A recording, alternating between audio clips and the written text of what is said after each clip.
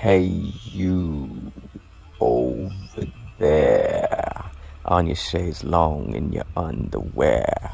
What are you doing sitting down? You should be horizontal now.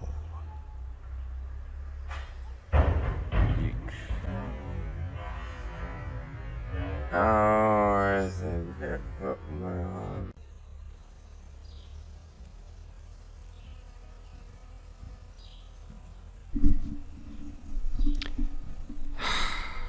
Take two. Okay. I'm making this for a few friends, probably one in particular, who seem to have questions about the world. I'm also doing this because, well, somebody's gotta get on the mic and say these things like they are. I'll be running over just facts and logical computations. Let's get these balls rolling. The perfect dick size is 5 inches. Let's face the facts here.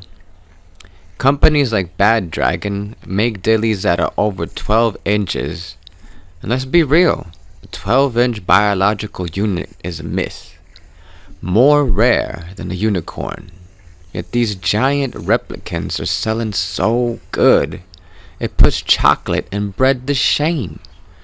Prices vary from 1.8 million for the Royal Pearl to 15,000 for something from LeLo, and the traditional shop is $100 dingies. And of course there are the shameful $20 solutions, or the make it at home. Get a cucumber, wrap it up in a balloon, I don't know. Get some dog poo, freeze it. I heard that's a thing. I really heard that's a thing, to freeze poop and use it as a dildo. Yeah, there are people that shell out big bucks, thousands of dollars for fuck machines and sex dungeons. And let's be honest, does size really matter when we get into bank accounts and property assets? Putting size on the table, that's just little dick energy. Why bother with just 2 or 3 inches when our partners can pull out a strap-on 10 times bigger than what we got in our hands and reorganize our internal organs with it? 5 inches is the perfect size. It's efficient and physics is on its side. Here's what's happening. Wait, let me scroll down. Let me move my mouse. Uh-oh. My mouse is caught up with all these other wires. There we go. Got my mouse, got my scroller. So 5 inches is the perfect size. It's efficient, and physics is on its side. Is on its side? Physics isn't on its side. Physics is with it. Whatever. Here's what's happening when chasing extreme growth. If we do try to go for a giant den day, there are 2 big engineering problems that occur. One is leverage. Leverage in the form of a 150-pound lover, or bigger. I mean, if you got a 100-pound lover, you should probably take your lover out for dinner. Cook them some barbecue ribs or something. 100 pounds is bad. 150, that's bare minimum, all right? So if we got a 150-pound lover grinding and pumping, this acts as a massive lever arm and creates enough torque to rip ligaments and render a dick useless, like a tail that doesn't wag. In Romanian prison, I had been in a cell with a Romanian gypsy that pumped with a syringe antibiotic gel into it. He had also pulled on his shit until he ripped the ligament and was left with this lame flab of skin that couldn't even get erect. Goodbye to sex forever. 2. Daily mechanics. At 12 inches, we begin having immediate operational hazards like it falling into the toilet when we poop, not fitting in our underwear or even our pants. Gap don't make pants for dudes with big dicks. Neither does FUBU, because no one has a big dick. Getting lightheaded from erections, but not really a problem, it will become annoying because a 12-inch rooster needs more than 1 cup of blood to stay up. When we donate blood, we donate 2 cups of blood. So this big ass motherfucking Johnson is gonna have to be much wider to be able to stand tall. All those spongy muscle fibers have to more than double in volume to scale up the size and to support that kind of weight. And torsion during sex, the suspensory ligament holding it up, requires massive thickness, which theoretically leads to a wider pelvis in men. But we don't have much documentation on this anyway. And do remember that hidden inch does exist, and that sex is all in the mind, all about intimacy, trust, love, affection, not measuring tape, bolts, and screws, though I think there is a kink for that one too.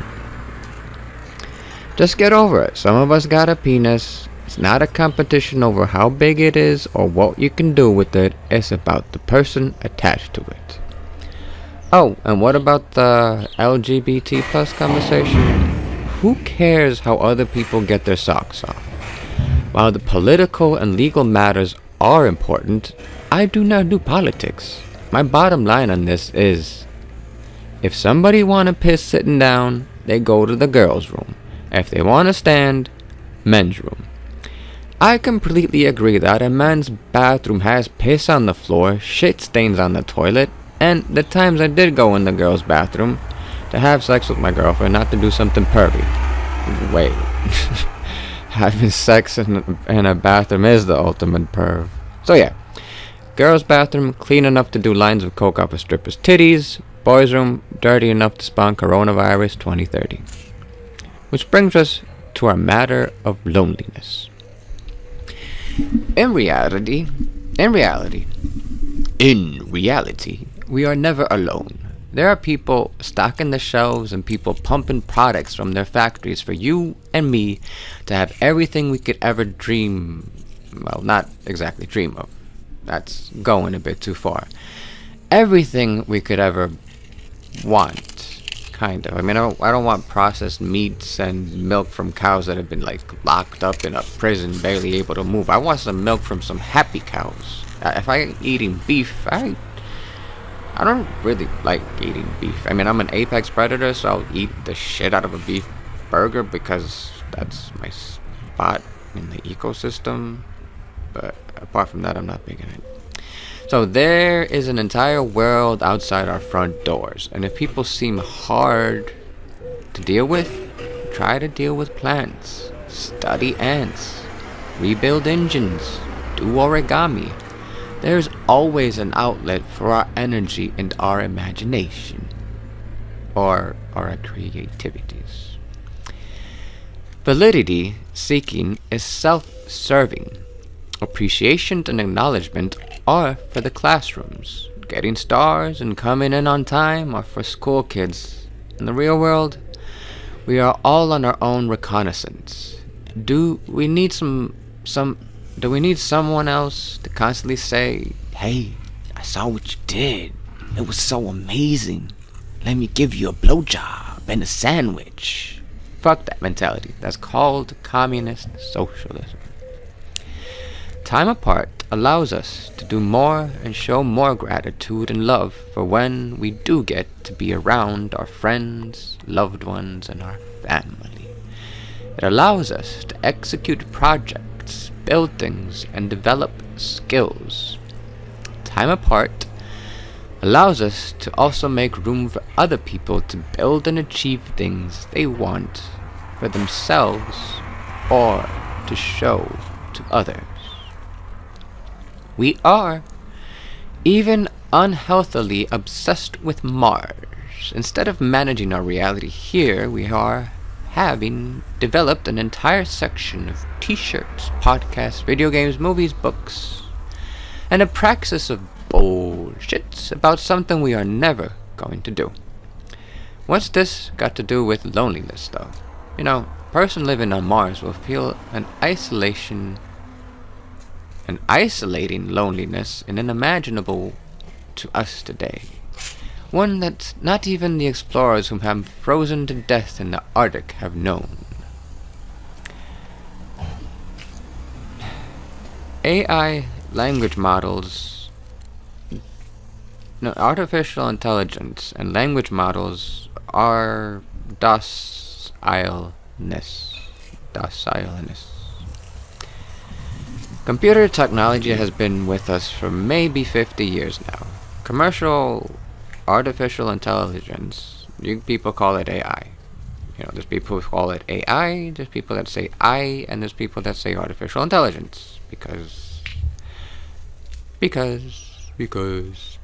So commercial AI solutions started with things like Siri and Alexa, and today we get so much noise about the next zombie apocalypse, but this time it's with discount Terminators. Here is the warm reality about these facts. Military technology, as say Area 51, is and has always been generations ahead of the consumer-grade electronics. Private sectors, say billionaires and yacht owners and Dubai ass-kissing princes and kings, all have access to another grade of electronics that, guess what, suck just as much as what we got. Let's look at the scoreboards. No one has made anything happen using AI. Not a single revolution. Not the military, not the insanely rich, not some crazy kid with a jailborne iPhone. Jailbroken iPhone. Do you think that all of these people with access to high-grade electronic technologies did not pursue with these tools to, say, develop a new energy source and become kings of the world?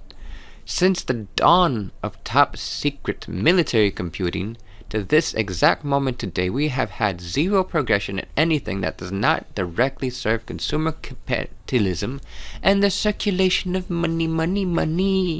Must be funny in the rich man's world. And now, the Punisher walks in with an AK to blow me away. As I was saying, the Horde is hungry and we must feed the beasts. We are the beasts. Welcome to the Horde. Computers are locked in a 1-bit system. It's either on or off. Off is not a dynamic state of being. It's a placeholder for 0, which itself is a placeholder. 0 is a placeholder that was invented by an Indian mathematician. You can Google this information if you really need to know. But that's the story of 0. It wasn't always a mathematical thing. Like Babylon, Sumatra, Assyria, or ancient Syria, those people didn't have 0. And they got along just fine. It's like looking at a dry ditch and saying it's a river. That's what computers are like today. If there's no water flowing, it's not a river. Electronics rudimentally do just one calculation at a time, at a very fast pace. It is possible to have computers that run on more bits, but then we are talking voltage and amp vectors for calculating, with electronic rails being what they are, and transistors and condensers locked to exact voltage specifications. We have some many counter spewing gospel.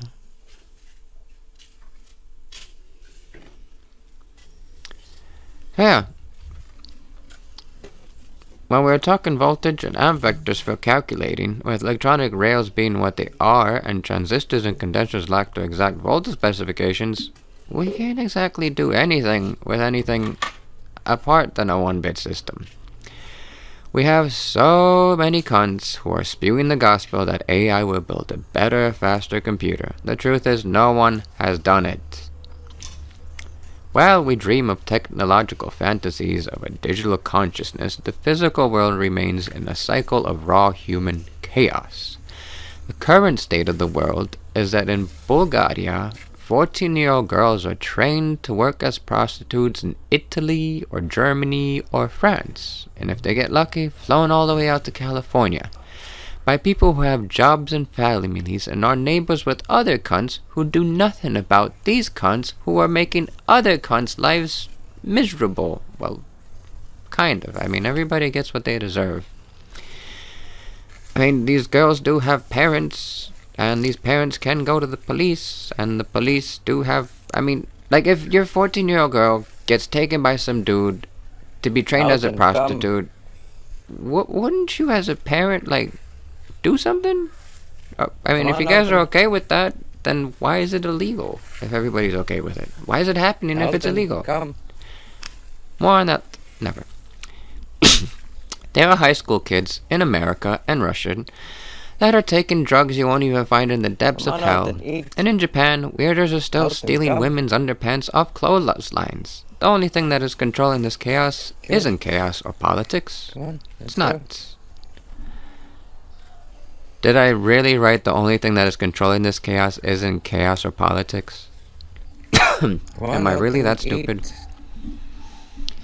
I am really that stupid. So the only thing that is controlling this chaos isn't politics. It is money.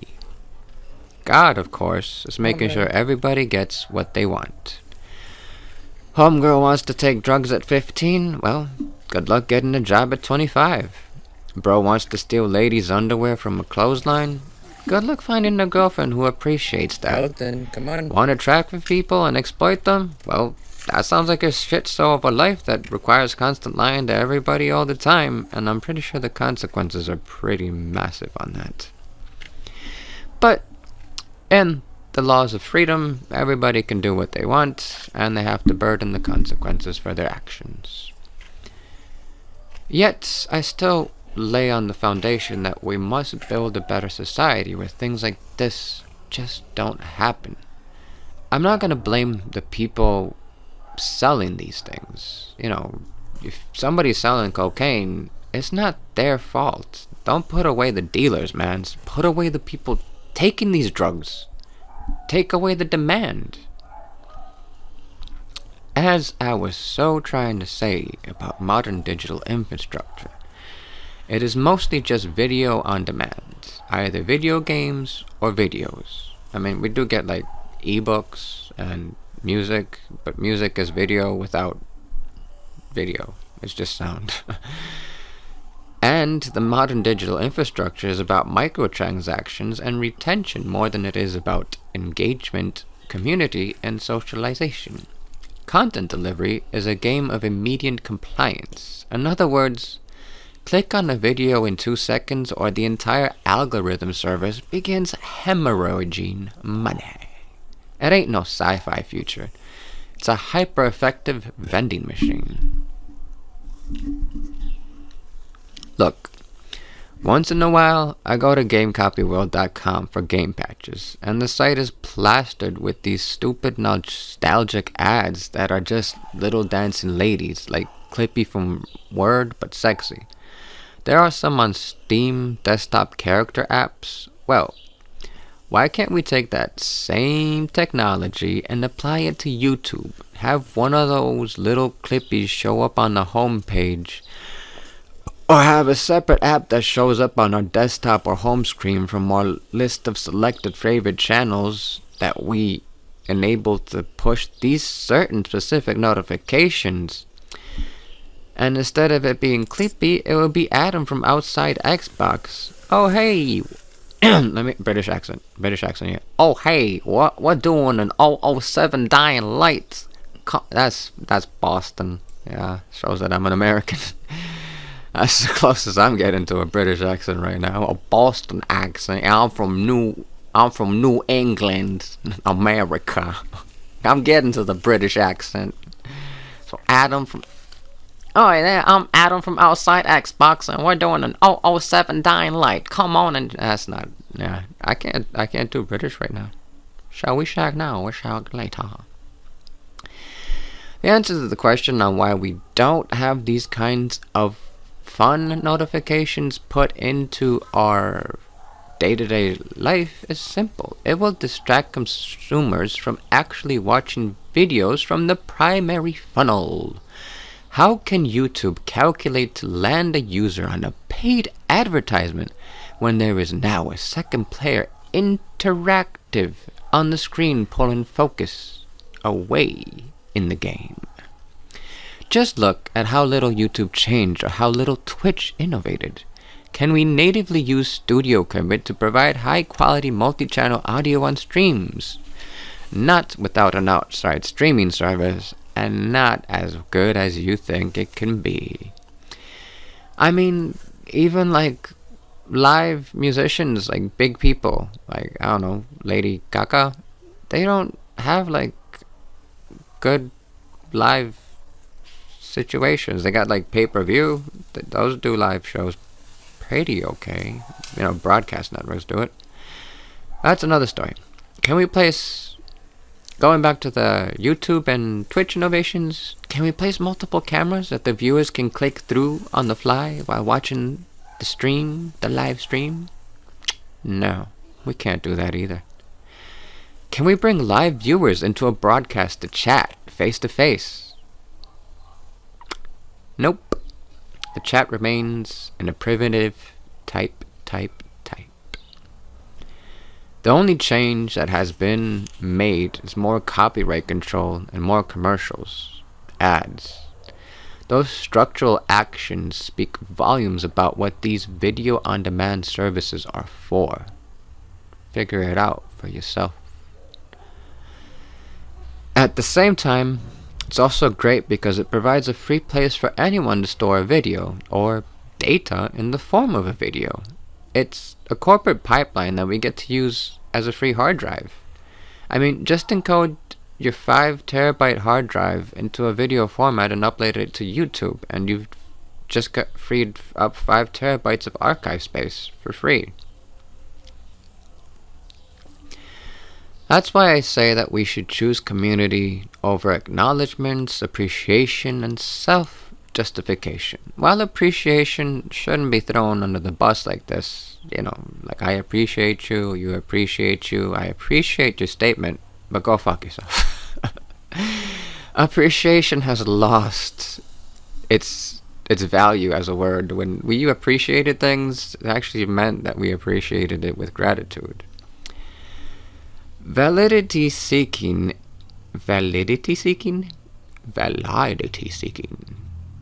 What is this word? Validity. Yes, seeking validity is entirely self-serving. When we demand acknowledgement, appreciation, and self-justification, we are asking the world to stop what it is doing, to look at our gold star, and give us a kiss on the cheek. It is better to be part of a community. Community is a functional network of people that have the same vision of freedom and ideals. They have the same vision of freedoms, and they have the same ideals.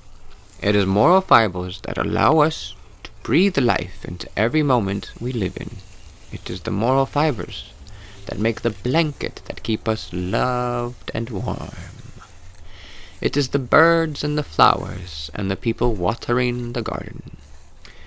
When we choose community over validation, we shift from demanding attention to taking attention through fulfilling roles. Yes, by becoming part of a community, we take all the attention that we want by fulfilling roles and completing duties within a living social ecosystem.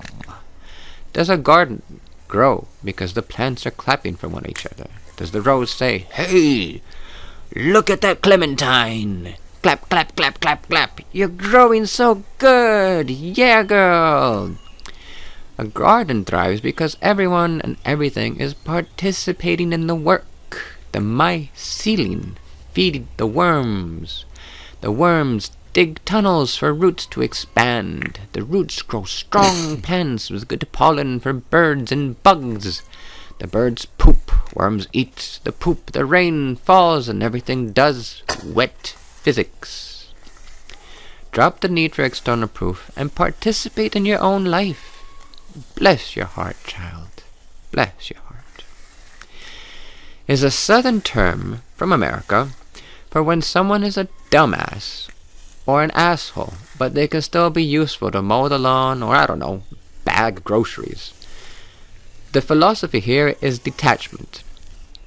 Expectation is a ghost contract we sign with a world that did not ever read the terms because we never provided the terms of agreement of parley.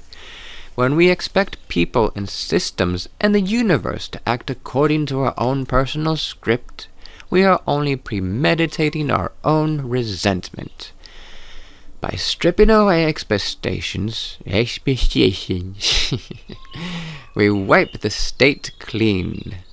Slate clean. We wipe the slate clean. I wrote state. That's so funny. Okay, come on. Keep on ranting, Alex. Keep on ranting. You can do it, buddy. By stripping away expectations, we wipe the slate clean. By expecting nothing, we finally make structural room for actual gratitude. Suddenly, the basic utility of our own world stops being an obligation and starts being a bonus. Simply put, nobody owes anyone anything. While there is a small class of ethics and polite culture, good common sense, Gentile nature, and that kind of cunt bullshit, how can we appreciate the rain on the soil if we are sitting around pissed off that the weather didn't check our personal calendars first?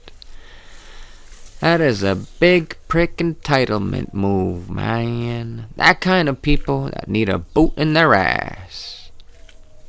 So we can get them to Mars. Kick them in the ass so we can get them to Mars. All we gotta do is check in. See what our options are. Find the one that we like the best. Complain all you want. And do something about it. Anger has two hats. A destructive hat, the one everyone is familiar with, and a very constructive hat, which very few know about. Rage actually hits the definition of anger as a constructive element. Do not go gentle into that good night, but rage against the dying of the light.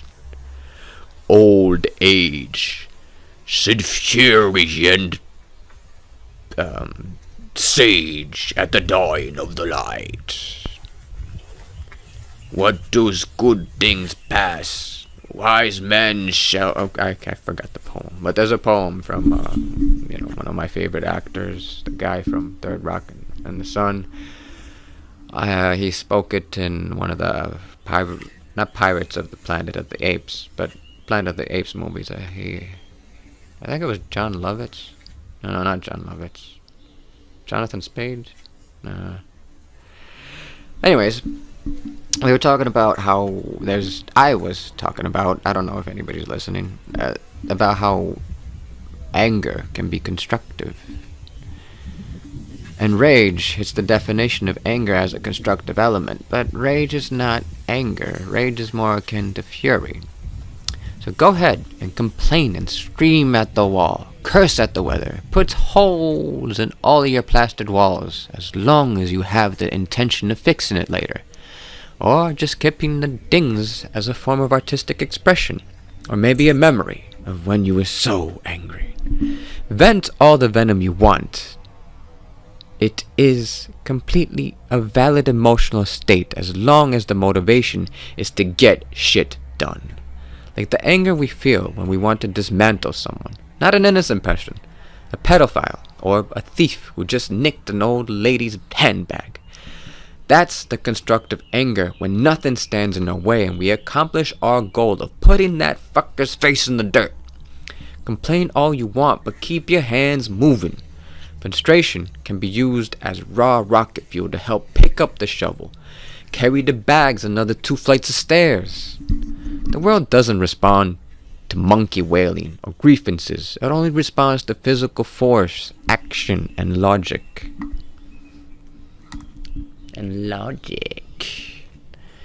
Our Grand Tycoons are people that lived in the world that had seen the great world and the global machine tear itself apart in its entirety in both seasons. Season World War I and Season 2, World War II. People had fell with civilization to absolute ashes in the Depression, and had society hold their hands as we rebuilt everything in the 1950s. These specific tycoons who banked legislation to make a structural framework to protect the future generations from ever having to live the poverty, hardness, and bitterness of those times. The poverty and deprivations of today's society pale in comparison to the horrors between 1918 to 1950. Sure, people even pre-1900s had seen some hardships too. It is the Industrial Revolution that solidified the wills of these individuals living in that period into an unstoppable train of progress. We forged a cushioned reality because we knew what the alternatives looked like. We built the modern infrastructure to protect and act as a firewall against chaos, converting in the process raw resources into stability so that today we won't face that cold ground. Our Grand Tycoons were motivated by fear and the drive, in other words, psychological trauma, to protect humanity from ever falling into the hardships that we are witnessing, that we had witnessed. Yeah, we're witnessing hardships now. We have fucking cunts flying drones around bombing each other. You know, people used to kill each other by hand. In World War II, people were dropped with a parachute, and not like you open the parachute. They were strapped with a rope, jump out the plane, bam. One person jumped, the rope was untied to the other person's foot, pulled him out the plane. And those parachutes just dropped, like no rope to guide themselves. They just drop in the middle of fucking nowhere and just kill everything you see or get killed. Wasn't like today. It's like, oh, GPS on our tablet, fucking fly a drone over there. Though we're gonna launch a missile cause we fucking suck. Fucking put your hands on somebody's throat. Fucking cunts. That ain't war. That's fucking jacking each other off. Me. So our Grand Tycoons have left huge industries. You know, the world that is built today is built on the backs of like Bell Labs, like Michelin tires, Ford, just to name a few. Not gonna list every single company that's been Coca-Cola, Helsinki, you know, just to name a few. I gotta mention Monsanto. Big shout out to Monsanto. Monsanto.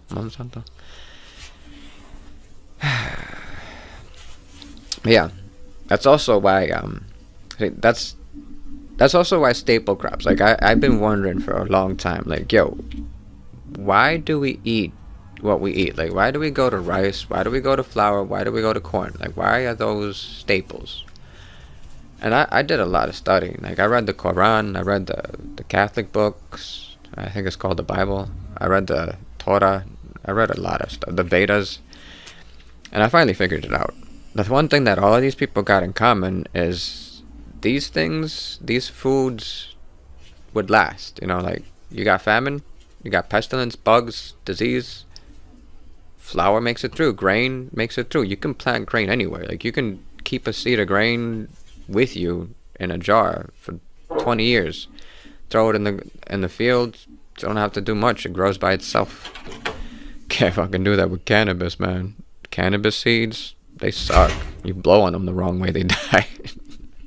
Don't get me started with lilies or chocolate. Oh yeah, cacao. That's a staple food right there. You can't grow cacao anywhere in the world. It only grows in one place or 5 places. I don't know. How about coconuts? Coconuts, that could be a good staple food. Coconuts are great, but they don't grow all over the place. Bananas. Sure. Imagine how amazing it would be if bananas grew the same way If bananas grew the same way that pine trees grow, can you imagine that? Like all of Siberia, just banana trees. Ah, man, that'd be so nice. So that's why we have these resilient, productive plants that are easy to work with, easy to store, and we use these crops to build our repertoire of food. They weren't chosen for luxury, they were chosen to stand between us and the abyss, a field of corn. Everything is logic, from the mathematical language we use to state our observations of the world, all the way to the colors we use to paint our vision of reality onto a canvas. The question remains, which came first, the cave painting with buffalo or the caveman that figured out that 2 more apples meant 10 apples? Was it math or was it painting? Huh? Yeah. Because down to facts, math is a language, not a circuit board. And even in that analog, a circuit board only manipulates physics. We still try to understand to achieve what we wish. Let's say we want to build a computer chip to mimic a human brain. Well, guess what brain chemistry runs like? Brain cells perform different functions depending on quantum variables, vectors such as what chemicals are present in that equation, how much current is in the neural signal, both volt and amps, both phase and offset, because guess what? Electronic signal has phase and rotation. Ain't that a trip? Now, how do we build a computer chip to mimic a human brain when we still only use 1 voltage, 1 state binary stone tools? A simple 2-state computer would have 1 bit on and 2 would pass the signal through unfiltered to the next stage of calculation. It would mean voltage irregularities and EMFs, electronic magnetic fields, and even bigger, more power consumption. We can emulate with our current systems at a very severely reduced rate, such a system, but are more concerned with blasting photon beams at each other and then looking at the blur caught in the camera lens as a real physical phenomenon. We have succumbed to madness and consumption, and we are literally staring at an artifact pretending it's physics. We have mixed the cave painting and the math, and we are looking at the computer glitches and the lens distortion for more knowledge of the world we live in. Ain't that a kick in the ass? Back in the cowboy and whiskey days, this kind of hodgepodge was met with a quick drop and a short stop, a bullet in the teeth, or heavy medication, or locked up with an enema. Back then, everything was called drugs, and everyone was taking drugs, even cocaine, even opium. But eventually, those drugs cause more damage than pleasure. I mean, surely everyone has met someone who has been lost forever to drugs. I've had the love of my life, or one of them anyway, fall to drugs. I came back in her life a little too late, 10 years after she broke up with her husband, and she had sabotaged her life because of a miscarriage. She built a habit of taking weird drugs, and her day job was giving hand jobs. She was like renting a crappy room and had clients that would come over for hand jobs. Maybe more. I don't know. She was always angry. At one point, she tried to beat me up while I was driving. Luckily, there was a cop car behind us who only saw me with the busted lip as I stopped the car and booted her ass out. They asked me if she is my girlfriend, and I said, not anymore. The drugs built up so many antisocial behaviors and made her into such an angry little woman that I learned why many drugs are illegal. I've seen the damage done to young kids in my little backwards shit town in Romania from a cheap white powder everyone thinks is cocaine. I mean, $2 for cocaine in Romania? How stupid can somebody be to think it's really cocaine? Like, it's gonna fly from South America in somebody's ass. It's not going to stop in Germany. It's not going to stop in France, Spain, or Poland, any of these more developed countries. It's going to go all the way to fucking Romania, and it's going to be sold for $2 fucking dollars. Yo, just Fuck them. Fuck these fucking twats. Anyways, don't fuck them. They don't deserve sex. They don't deserve the big. Don't even put them out of their misery. Let them live. Let them live a stupid life so they can keep banging their heads on the walls. I mean, we need more color in this world anyway. We agreed, as a society, probably in the Victorian age, that specific drugs mess people up too much. Better said, people mess themselves up too much with those drugs. We drew a line in the sand, separating real medicine from the poison that creates antisocial chaos. The good exception is cannabis, where it was an industrial war for a market. There was and still is a huge demand for paper. Paper is made from trees, from cotton, from hemp, and from God knows what else. I think there's rice paper too. So, some American corporate dude had a feud with some Mexican competitor, and eventually that American dude rallied up the Americans and blindsided the entire hemp industry for maybe 70 years. That's what I'm guessing. I don't remember the dates. But man, talk about good neighbors. Even that, however, didn't happen in the Cowboy and Whiskey days. In the Cowboy and Whiskey days, life was much different. People didn't have running water or even toilet paper. Well, they might have had toilet paper. I mean, they had paper back then. I mean, what would stop, Maggie from using a goddamn newspaper? That counts as toilet paper. Books, that counts as toilet paper. People didn't wash 3 times a day, and they didn't microwave meals. We didn't exactly have a washing machine. We had a washing machine, but it wasn't you push the button in the machine. It was a washing machine where you were the machine. It was also considered stupid to buy new clothes every week, every day. What are you guys buying clothes now? Every day? When all anyone needs is a set of 2 or 3 outfits that would occasionally hold up for a decade or 2. Then you'd have like a work short, work pants, work boots, travel. But you wouldn't be throwing away clothes. That's what I'm saying. We live as lavish twits nowadays. We buy a truckload of white shirts every week, yet complain that we ain't got enough money to pay the bills. We talk shit about politicians, but ain't nobody reading up on legislation and getting involved. Standing around on the streets with signs, manifesting a protest, that's just a violent manifestation. It's like somebody writes a book and then a few hicks rally outside the bookstores with signs without ever even reading the book. Even so, local communities will and do ignore local laws. Cannabis is a fine example of that. It was illegal all over the world, but pretty much everyone was growing, smoking, and selling.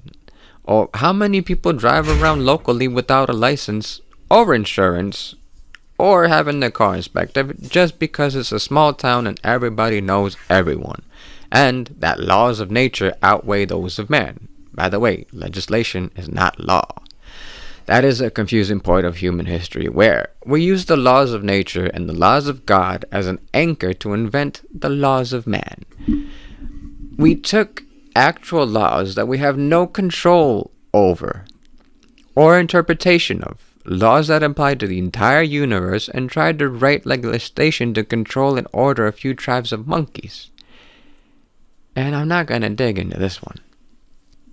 So the cowboys invented whiskey to simmer down their nerves so they wouldn't shoot up everybody. Just joking, alright? Cowboys ain't assholes. That ain't a cowboy, that's an outlaw. We should look to the Roman and Western and Greek and Persian ways of living and apply much of the calm, deliberate elements of those lifestyles to our chaotic schedules. I'm not gonna say South American because they did some really horrible things with cutting people's heads off. And, the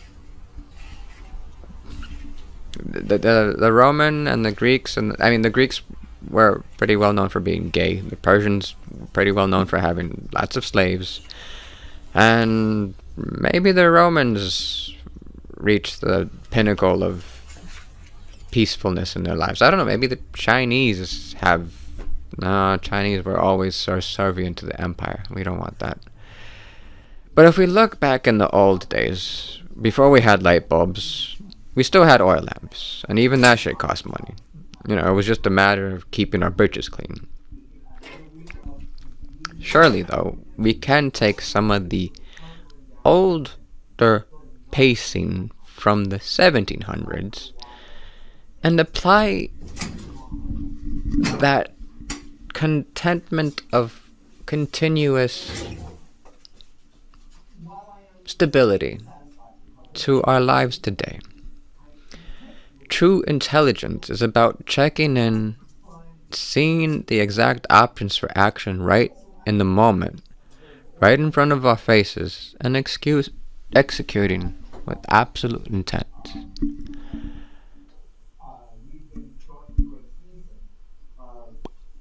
This will be the first time I've done I wouldn't call this a podcast. Would I call this a podcast? But I wrote it up. Yeah, I definitely wrote it up. I did audiobooks. I got audiobooks that I did, and it's like so weird going from audiobooks to just one of these. I could do these like all day just without a microphone. I did a few before, but I wasn't gonna make it a thing. I'm happy with things. One thing that happened in my life that made me content. It's such a small detail. That was a game I was playing on the cell phone, Mobile Legends, and I got on their Discord server because their terms and agreements policy had a bunch of errors in the writing. So I wrote down all of the things that were messed up in the terms and agreements. I rewrote it, and then I booted up the game like the very next day, and they put in my terms and agreements in there, and I was like, whoa, this is sweet. That just made my life great. I was pushing for extra buttons to be added on the controllers because I keep having this thing like, yo, look, if we're gonna be playing video games, we gotta do it right. You know, you don't need like virtual reality. You don't need like a treadmill to walk around. Just get the controller and just walk. Just walk in space. Like, you don't need to have a controller that's fucking mimicking. Just use the controller and just run the movement yourself. Use your imagination a little bit. Don't be fucking cunts. And I've been constantly telling people that we need more buttons on controllers. There's more that we can do. At one point I was talking to this developer from Ubisoft, about a control scheme for MMORPGs. And anyways, I ordered a controller. I saw that it has more buttons, and I was like, well, I guess mission accomplished. What else do I want to do? I learned how to weld. I built my own drum set. I've accomplished quite a lot. Oh yeah, I got a kid now. And I'm one of those lucky guys where, I got a kid with a married woman and she ain't married to me. So it's like, dude, that's so sweet. Ain't no baby crying around here. Ain't no dirty diapers. Like, wow, how can I be so lucky? And I'm completely fine. Like, I know the kid's fine. The lady's a great mother, horrible person. And she kind of ugly too. It was like one of those pity fuck situations. I actually thought that I can't have kids, and I still think I can't. So I'll try again with somebody else. And if I end up with another kid, then this one is mine too. If I don't end up with another kid, then it just means that I can't have kids.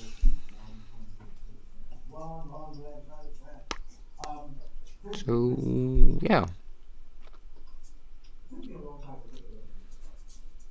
I wanted to become one of the best cannabis growers, ganja growers in the world. I managed to do that. There's growdiaries.com. and I've become top 500 growers just in 5 years. It was one of those things where I didn't want to become like top 10, top 500. I was like, if I can make it top 10,000, that's good. I'll just move to America, get a job as a grower because I got the Grow Diaries thing. And I just kept at it, just doing it in a country where it's completely illegal, where I don't have access to anything, and just doing these diaries that are just like I sleep with the plants in the room with me. I run outside when it's raining and I bring them inside. I do a lot of things with it. I go on snail. I have videos of me going out at 2 o'clock in the morning with a flashlight looking for snails and slugs while the plant's growing in the dirt. It's one of those diaries that's like, yeah, this is something else. Yeah, that's all I got to say. I got nothing to say. Nothing to say to nobody. Because silence is... Woo! It's good. When you can hear your hair growing in your hair, that's when you know that your life is good. Alright, I'm going to hit the stop record button now.